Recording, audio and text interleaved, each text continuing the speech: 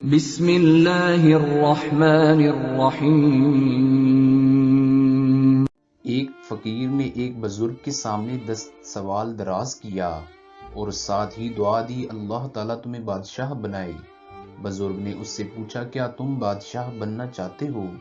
فقیر نے حیران ہو کر جواب دیا، جناب میں نسلوں کا فقیر، میں کیسے بادشاہ بن سکتا ہوں؟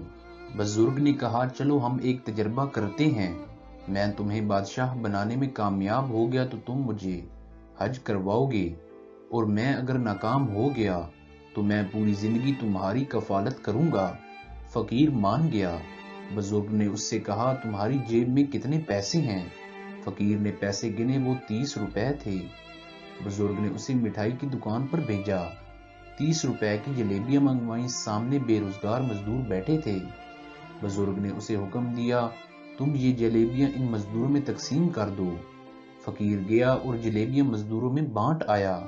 بزرگ نے اسے بٹھا کر کھلایا اور حکم دیا کہ تم گھر چلے جاؤ، 30 دن انتظار کرو اور دیکھو اللہ تعالیٰ کی طرف سے کیا پیغام آتا ہے۔ فقیر چلا گیا۔ وہ تیسرے دن دوڑتا ہوا بزرگ کے پاس آیا، وہ خوشی سے چھلانگیں لگا رہا تھا۔ بزرگ نے وجہ پوچھی تو اس نے بتایا، مجھے پچھلے مہینے ایک کلرک نے بھیک میں پرائز بانڈ دیا تھا، میں نے وہ بانڈ سنبھال لیا، آج وہ بانڈ نکل آیا، میں بیٹھے بٹھائے 3 لاکھ روپے کا مالک بن گیا۔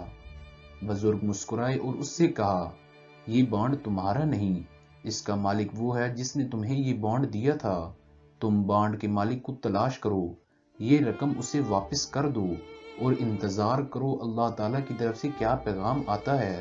فقیر کو یہ آئیڈیا بہت برا لگا، لیکن اس کے باوجود اس نے کلرک کو تلاش کیا اور بانڈ لے کر اس کے پاس پہنچ گیا۔ کلرک فقیر کی ایمانداری پر حیران رہ گیا۔ وہ فقیر کے ساتھ دفتر سے نکلا، ڈی سی آفس گیا، وہاں کنسٹرکشن کمپنی رجسٹر کرائی، فقیر کو 50% کا حصے دار بنایا اور سرکاری ٹھیکے لینا شروع کر دیے۔ وہ دونوں مل کر کام کرتے تھے، کلرک ٹھیکہ لیتا تھا اور فقیر کام کرواتا تھا۔ یہ کمپنی مزدوروں کو 3 وقت کا کھانا دیتی تھی۔ کمپنی چل پڑی، کلرک اور فقیر دونوں امیر ہو گئے۔ یہ دونوں بزرگ کو ہر سال حج پر بھجواتے تھے اور شام کے وقت فقیروں کو روک کر انہیں بادشاہ بننے کا نسخہ بتاتے تھے۔ یہ کمپنی آج بھی قائم ہے، اس میں اب کلرک اور فقیر کے بچے کام کرتے ہیں۔ یہ کمپنی 30 روپے کے صدقے سے شروع ہوئی، یہ اب تک درجنوں لوگوں کو بادشاہ جیسی زندگی دے چکی ہے۔ میں ذاتی طور پر ایسے 20 لوگوں سے واقف ہوں جو جاہل بھی ہیں، نالائق بھی اور غیر محتاط بھی، لیکن ان پر اللہ تعالیٰ کا کرم برستا رہتا ہے۔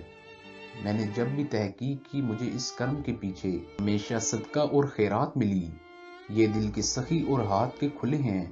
میں نے ایک اور چیز بھی مشاہدہ کی، انسان اگر صدقہ کرے اور ساتھ ہی عاجزی اختیار کر کے دولت تو ملتی ہی ہے اور عزت بھی، کیونکہ جس طرح خوشحالی کا تعلق صدقے سے ہے، بالکل اسی طرح عزت عاجزی سے وابستہ ہے۔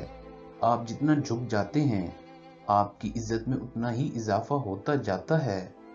جتنا ہو سکے اللہ کی راہ میں خرچ کرتا رہا کریں، انشاءاللہ آپ کے رزق میں برکت ہوگی۔ ناظرین، آپ کو ہماری ویڈیو کیسی لگی؟ اس بارے میں اپنی قیمتی آراء سے ضرور آگاہ کیجیے گا۔ ویڈیو کو لائک، شیئر اور چینل کو سبسکرائب ضرور کیجیے گا۔ بہت شکریہ۔